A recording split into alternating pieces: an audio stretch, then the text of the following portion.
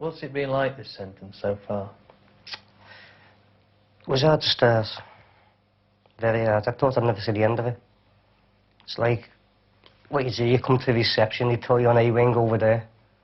You know what I mean? But there's nothing in the cells whatsoever, you're just banged up. Next thing you do, you wake up the next morning and you say to yourself, I've got 5.5 years to do, more or less, you know. And you just can't see the end of it. I mean, that judge gave me 8 years. When he gave me the 8 years, at the end of it, he said, come in front of me again, I'm going to send you to jail for life. Well, that doesn't frighten anyone, there must be that. Because life, I mean, it's no time in it.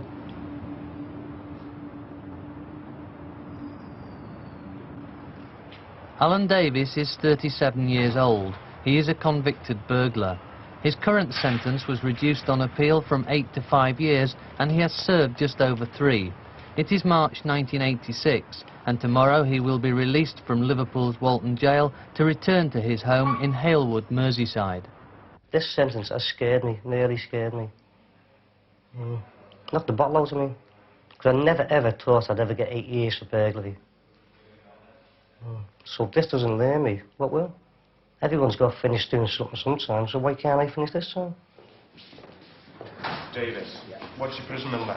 H15515. And what's your date of birth? 14948. And what address did you give us when you came in? 84 Letters Lane, Hailwood. And tattooed on your left forearm you've got? Got loads. Yeah. That's right, you've got Mick anyway. Mick and Alan on the arm. Okay. Now then, you're subject to the Firearms Act. Do you understand the Firearms Act? Yeah. You must not have in your Like possession at any time any firearm, ammunition or imitation firearm. Do you understand that? You sign the Act, say that you understand, and I've warned you. It's highly likely that with 13 prison sentences that nobody will believe you, that inevitably you'll go back to it. 13? 13 custodial sentences. How many about? Yeah. Where's the evidence? Where's the proof? What's their opinion on it? You know what I mean? But they haven't been in jail to see what it's like in jail, see? You know what I mean, you can understand what people feel or what they think with me being in jail all the time, you know. But I mean, even though I've been in jail all this time, don't get used to it. I'm not used to being in jail. I don't like it.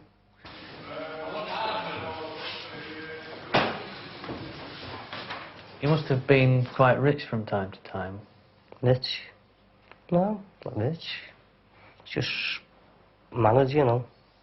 I was just, like, blowing on the clubs, more or less. I was in the pub all the time, clubs all the time. So, I come out with nothing. I ended up with nothing. I got 8 years, he had nothing to show for it. You're signing up for £59.48.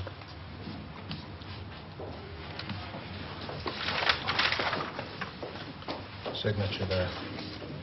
There's your receipt. 15.5.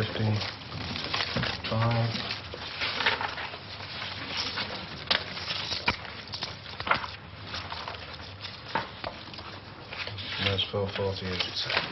Hopefully, after this, I can finish this. Finish with everything, you know. Just settle down. Because I don't like the thought of people like walking down the streets, car stops behind me, looking over my shoulder all the time. I mean, you don't know what's coming up behind you. It could be somebody looking for you. It could be, it could be anybody. It could be somebody's house that's broken into. It could be the police going to pick me up. You never feel safe. The last discharge is ready to come across? Yes. Maybe when I get out on this, maybe I can settle down, hopefully. Because I need to. I need something to settle me down. You know what I mean? If I was married with kids and all like that out there, there's no way I'd be in jail. I couldn't manage that. I mean, you can manage being in jail if you're single. Because, I mean, you've got no problems outside. You've got nothing to worry about.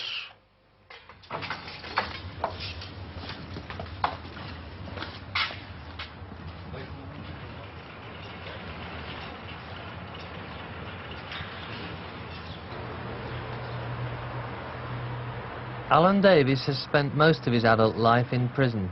Except for one police assault and one loitering with intent, his offences have been mostly for burglary. For the officers of Liverpool's prison probation service, Alan's face is a familiar one. He was just one of those typical youngsters who were getting into mischief. Lots of lads of his age were in the same sort of mischief. So he didn't stand out in any way as being a particular problem in the early days.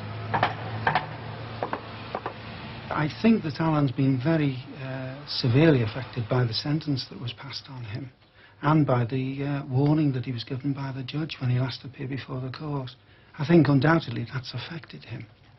I think at this point in time he's very determined not to get into more trouble. And on the way. Have you been? Sign up. Down to Queen's Drive, trying to get down to the top there. Normally, around the 25-year mark, people have finished with criminality, most people. If they go past that age, then of course it does become a more severe problem. Because normally they lose the contacts, the roots, the family contacts all are affected. In Alan's case that hasn't happened, but that's what normally happens. What time you go in the pub? Half 11 or 12? Do what? What time you go in the pub? As soon as it opens. I've waited long enough, haven't I? Alan is one of 8 children. There are 5 boys and 3 girls, and of them all, brother Jimmy is the closest and has been the most loyal. Now Alan is released, he will go to live with his father in a Hailwood council house. His brothers and sisters have all left the family home, and Alan's mother died 15 years ago. For him and for brother Jimmy, it was a difficult period. When your mother died, that knocked him back. Is he just looking back and seeing things a bit differently to what they were? I don't know, because I can't really think what happened at the time there, because I was away about a year before. Well, I got released. I was only in a pre-school then. That was in 71. And I got released early because of that. And I think Alan was more sick than any of us, because I don't think he'd ever hardly seen me mum. So I don't really know how he took it. He's missed out on quite a lot of things, like the things he could have done. And you know, he's just missed his chances, like. He got him with a bad crowd when he was younger. That's part of his trouble. That's what I can put it down to at the moment. You're the elder brother. Do you ever actually take him on one side and say anything to him? No. He knows my feelings. I've told him many a time. I feel like many a time over it, not getting into trouble, but took a notice of me. Nothing I could do because, like I say, he lived his life, I lived mine. And I didn't really interfere. Like, he didn't interfere in my life. But I tried to get him to go straight many a time. Like, I've had him here, living here with me for a couple of weeks, but he never adjusted. He just hasn't got any advantages. It's all disadvantages. He's been inside, he's got a bad record. He's got no trade or nothing like that. I think the only thing, the trade he has got really is mailbags. And that's saying a lot for him, like. But he keeps going on, if I want any jeans taken in or things like that, zips putting on, he can do it. Only because he's been doing it inside. But, you know, you don't learn nothing. Like so many others on Merseyside, younger brother Robert has suffered long-term unemployment. He's currently contemplating a move south in search of work, but for 2 years he's been without a job, treating this allotment as a work substitute. Alan, too, is going to find time hanging heavily on his hands. With little prospect of employment, there won't even be the funds to finance a social life which for Alan has always been a constant temptation. Well, like any fella, he likes to go out and enjoy himself, go to clubs, likes to go out with girls and that. Unless he spends the money on girls, he's not enjoying life. Like girls nowadays, they want money to spend, don't they? And he needs the money to spend on girls. The money I earn now goes back in the house, which is quite a lot different. Like if I was Alan's circumstances, I'd be the same way as him, but he's never settled down in life. Well, years ago he did. He had a girlfriend years ago when he had a house and everything, and he's made up with it. And that fell through. And that really, I think it was the longest he would be out of prison now. But once he'd come out and this girl let him down, he never adjusted again. But girls take him for mugs now, you know, he's got a few bob in his pocket. He's going home after that, once he gets put back in prison. Before you went inside this last time, you had a relationship with a woman. Mm-hmm. Tell me about that. Nothing to tell. Just fell apart, that's all. But who was she and where did you live? I'm not mentioning no names. Mentioning no names. It was around here, like, but, it wasn't her fault. She didn't like me going thieving. Just like, she said to me all the time, just stop thieving, just, we'll manage the way things are. But soft ass me, like, wouldn't have it? I don't know. But there you were, you had a woman, she had 4 children, you had almost a family life. Mm-hmm. You had everything that you've said that you want, and you went and blew it. That's what I mean with me. That was my fault, it wasn't her fault. But why did you blow it? You tell me. No, you tell me. It's a thieving, wasn't it? Just greed, more or less, wasn't it? But I mean, like I said, everything's got to come to an end, doesn't it? But no, if that's what you wanted, if you wanted a woman and you wanted family, you had it. But like you said before, it's Hailwood, isn't it? It's nothing in Hailwood, nothing to do in Hailwood. You're bored, that's why you go out, that's why you're in the alehouse all the time, because nothing else to do up here. There's nothing for kids, nothing for no one up here. No work, no nothing. You say find work around here. This Liverpool's bad, but this Hailwood thing's awful. So it's murder. Well, yeah, the alehouse shuts at 10:30, apart from the weekends. What is to do? What is there then in your life? In my life? Yeah. Well, I'll try and settle down. Find work if it's possible. If it's not possible in Liverpool, get away from Liverpool. There's only one thing that would keep me in Liverpool. That's only my dad. I mean, he's getting on a bit. If he said to me, stay, don't go down south or don't move away, I'll stay with him.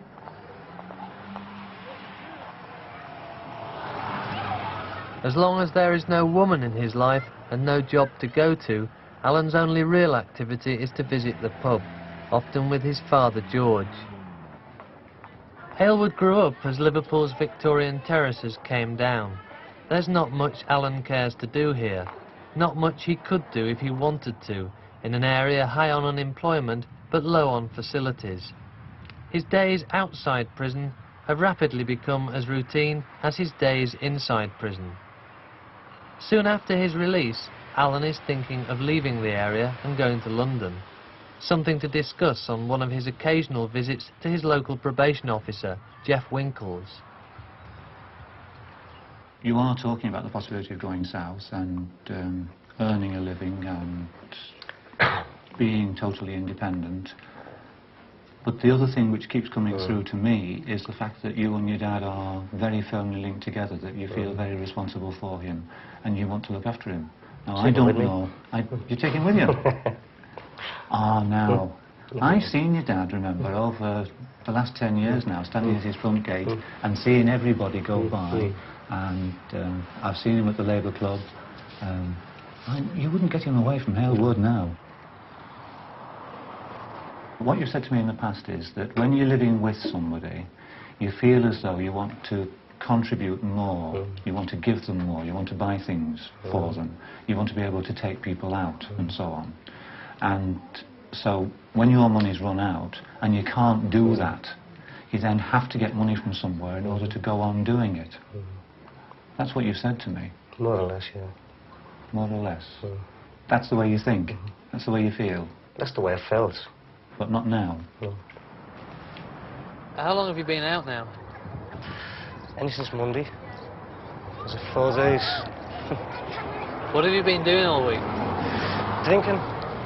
Some of the mounds, getting back into things, you know. And it's a long way to go yet, though. You look like you've had a few nights without sleep too. I have a few more as well. I have. It's hectic. Minimum hours, you know, but settle down in a couple of in a week or something. It's probably the kind of people he's got in with all the time. Yeah, but, like, it's worked for you, hasn't it? Like, since we've met and got married and all that, he's settled down smashing. Now, I think if Alan really tried, found somebody nice, settled down with them, and, you know, hopefully could get a job, like, I think he would. You know, because he must be fed up now by going back inside all the time. You can never spend enough time outside with them, so the relationship hasn't really built up. It's only lasted a certain amount of time and he's been done for something and put in jail, so some of the girls, I'm not saying all of them, they haven't been bothered waiting for him, they just moved off the scene sort of thing, so when he comes out he's got to start from scratch again. And that's what it is all the time really. He's got to start from scratch every time he comes through them gates. But, you know, he knows that the family are here for him if he wants to get interest going with us sort of things, but we're on different levels really. We don't know what interests he likes. I'd like to say his interest's going to be now staying out of trouble and doing everything that comes into his mind, but it's an answer you can't really give. You can't give a yes or no to it, like it's just a maybe sort of thing. He's a very gentle person, Alan. Very meek, get on with anyone. He's not violent. That's the thing about him, he's just a very meek person. But the trouble is he's too soft. And he knows that. Would you say that you felt very close to him? In a way I am, yeah. I do. We don't seem to hit it off like we used to years ago. Like our families is split up and then they lose that bit of a family-ness, you know. But I still think the world of him, he knows that. But just that, the things he's done, he just annoys me more than anything else. Nothing I can say, anyone can say can change him. In prison will not change him either. I think there is a couple of people who, if they want an easy touch, they'll give him a shout. So then it's up to Alan to say to them, piss off, I don't want to know sort of thing. I think when he learns to be able to say that, that's when he's going to be on a winning streak for himself. Because he's never refused anything, and well, as far as I've known, he's never refused anything in the way of thieving. It's an embarrassing subject. My own brother's a burglar, things like that. I know a few people who've been burgled, and I know how bad they felt about it. So it's embarrassing for me, really, that I've got a brother who's a burglar sort of thing. If it happened to me, I'd be as sick as a parrot. Have you been up the dole? That's Wednesday, mate, from his own now. Are you? Yeah, just died on the phone, 25th. We should have come today. Fingers are not tingling, are they? With 10 fingers? Yeah. Why? To get your hand in the pot, like. Are they? No sense, mate. It's nice to hear it, like. I like the way things are. But just say, for instance, just say someone come, like someone you've done jobs with. Say if they come to you and said you fancy it the weekend. People have. Have they? No. I'm interested in them. Two halves of lager when you're ready. Yeah.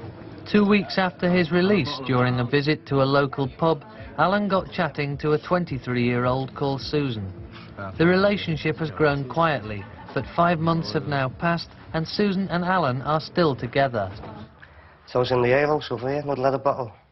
Got so-and-so one day. Just got talking, you know, then next thing you know, so-and-so on the gate here. That's it. Went for a drink and been together since. And is this quite a serious relationship? Yeah. It is, yeah. We've been together that long now, me and Soupy. It's a good girl. Susan, what attracted you to Alan, a man who's just coming out of prison and who's spent most of the past 20 years in prison? When I met him and that, he seemed nice, you know, a nice person. And just liked when I met him. What would you feel if Alan did do something wrong and had to go back inside prison? I don't know. I don't think I'd want to know if he started all that again, because it's not worth. You can't settle down with a man like that who's in and out of prison and that.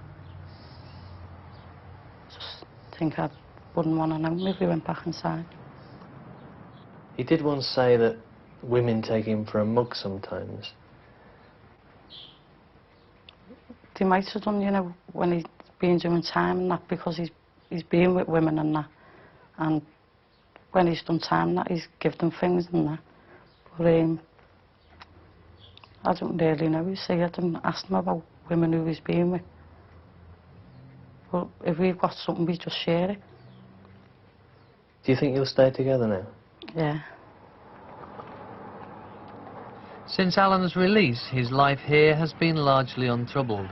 There was one visit from the police in summer, and yesterday a rather nasty surprise for Alan.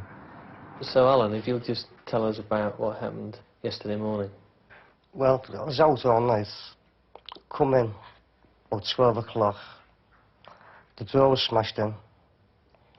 Didn't know what was going on. Come in here, there's weapons on there, on the table here. Said they wanted, like, they searched the house looking for property, like video, jewellery, odds and ends. And there's nobody in the house at all. They should never have done that. You know? If my dad would have been in bed, he would have had an heart attack. You know? But this has happened in July as well. In July, they come in, my dad was in, and searched the house, ransacked the house. They took out like my dad's tools. Nothing else, nothing in the house at all. Yesterday, they took nothing at all. Got nothing here. So I've been to see a solicitor yesterday, and like, they phoned me back today and he said, made an appointment for 4 o'clock in the afternoon, Wednesday afternoon, to walk in with the solicitor, you know, in the police station, to get all this sorted out. I don't need all this. I mean, because you've been inside and you've got a record, everything that goes on around here, you've done it. I mean, think you're guilty straight away. You like to stand on, have you?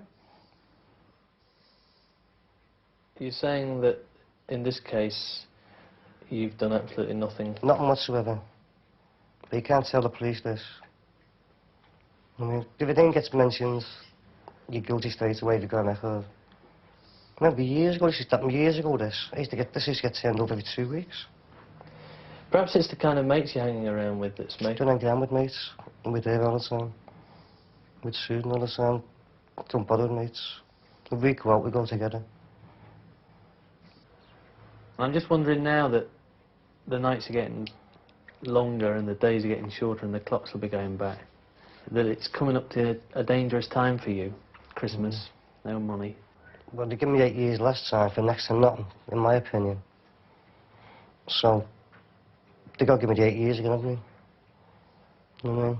They give me 8 years, I got knocked down to 5 on appeal. But I mean, I reckon they have to give me the 8 years again. Maybe save the papers on me. Could be end up with 10 years. Could end up with 10, you know what I mean? And that's only for begging, there's no violence or nothing. So, just can't afford it. I'm just gonna sit around skins. Just do my own thing. And you won't get itchy fingers when the nights are dark at 4? Hopefully not, no. Well, my finger's nearly hanging off anyway, look. So, it doesn't bother me. Don't even enter my mind, no. Used to. Doesn't enter my mind, no. When I first came out the hospital, tell the truth, I mean, I was looking for money, scraping and scrounging. Don't give over that. I don't give over that now. So, I think the hard part's over. Alan's meeting with the police was called off the following day, and he has now been free since March this year. Even without his prison record, his prospects of ever working again are bleak. The hard part for Alan is only just beginning.